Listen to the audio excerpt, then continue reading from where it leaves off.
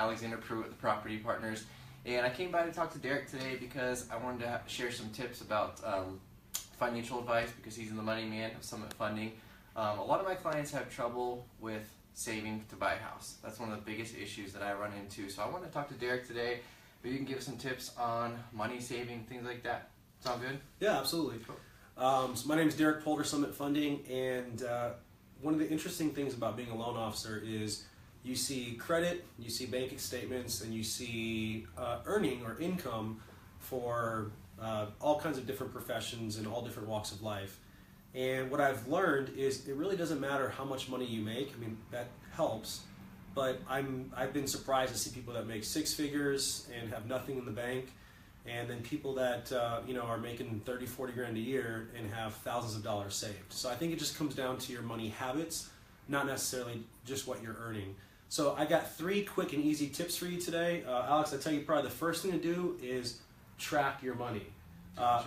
I'm surprised how many people, when I ask them, what do you make, they don't even know. They don't know what they're paid per hour, they don't know what their salary is, and of course it makes it hard for them to know what they spend. So tip number 1 is know what you make and track what you spend. You should do a budget every month. I know it doesn't sound fun to do that, but I've been doing a budget for years, and I'll tell you, it wasn't until I started budgeting that I started really saving money. Yeah, I can do, for me personally, I didn't do a budget for years and years, and I started one a few years ago, actually with the help of Derrick. Yep. It's made a huge difference. I mean, I'm not making necessarily any more money, but your bank account goes way up. It's wild to see what you spend your money on, and you realize it goes in all sorts of places you're not really aware of. And that's where I've seen people get raises, and it's funny that you get a raise, and at the end of the day, you're still in the same amount of money in the bank, and it's like, well, why is that? Well, you get a raise, you blow it on the car, or you buy the stuff that you don't need. The great app for that, by the way, is mint.com. If you go to mint.com, it's a free app. Everything's automated. You can plug your bank statements in there, your paychecks, and it gives you a true net worth summary. I love that thing. I'd say your second tip is make your savings automatic. You were talking about an app that does that for you, right? Yeah, so something that I did to set, I want to do some more investing, and I found that it's just so hard to put money away if you don't have it automated, at least for me. Mm-hmm. So I use an app called Stash. It's really cool. The app actually lets you set your goal of the amount of money that you want to put away, either over 1 month, 6 months, or a year, whatever it may be.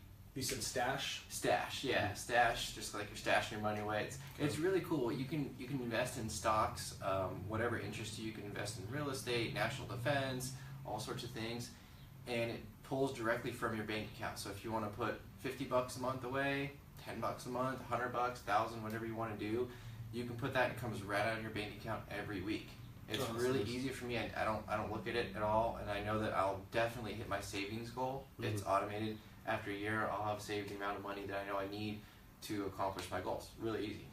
If you don't feel comfortable using the app, just go right into your bank account, and every month when you get your paycheck, have it automatic that money goes right into your savings account. That's another way to automate it. I'd say the third savings tip is to just stay away from those small outside purchases. An example would be your coffee. I mean, the average Starbucks run is over $1,000 a year when you deduct those $5 or $7 drinks on a weekly basis or daily basis. A pizza, something as simple as a $10 pizza, when you add that up, that's $520 over the course of a year. So it's those little things that can make a big difference, which goes back to number 1, knowing where you're spending your money so you can make those adjustments. Yeah, I did a real quick, easy thing too. When I was trying to learn about this first, I printed out my bank statement and I used 3 highlighters. I highlighted green is the items that I have to pay for, the items that I must pay for, my mortgage, everything that I have to, to pay to get by, to live off of. Then I used yellow, second category. Those are things that I do need, but I could get away with, like maybe some insurance, things like that, even gym membership, things that they're good for my health, don't necessarily have to have. If it was an emergency, you could work outside. You don't need the gym membership. Yeah, I could cut these out in the event of emergency. The last one is the really eye opener. Pink. Everything that is not a necessity. Going to Whole Foods, going to Starbucks, going to the movies, going to dinner, buying whatever it is. And it's wild. If you look at those 3 colors in your bank statement right there, you can really see. It's a good visual. It's easy for me. It's visual. Mm-hmm. You can see, wow, all this stuff I don't really need. Maybe I can cut back a little bit. That changed everything for me. Great. I know that budgeting can be tough too, so if you'd like, we'll put some contact information on here. I'd be happy to share the budgeting form that I use. It's been great. I've been using it for 6 years. It's super easy to follow, and it makes it very simple to know what your bottom line savings is and your bottom line spending. So if you guys like that, just look at the contact information below, or look at the link below and reach out to us, and we'll be happy to share that budget with you. Yeah, that's great. We appreciate it. That's the same budget I use. So, guys, I hope you love these tips today. These are really key if you want to buy a house or do anything. You know, watch your money, watch where it's going. Just be smart.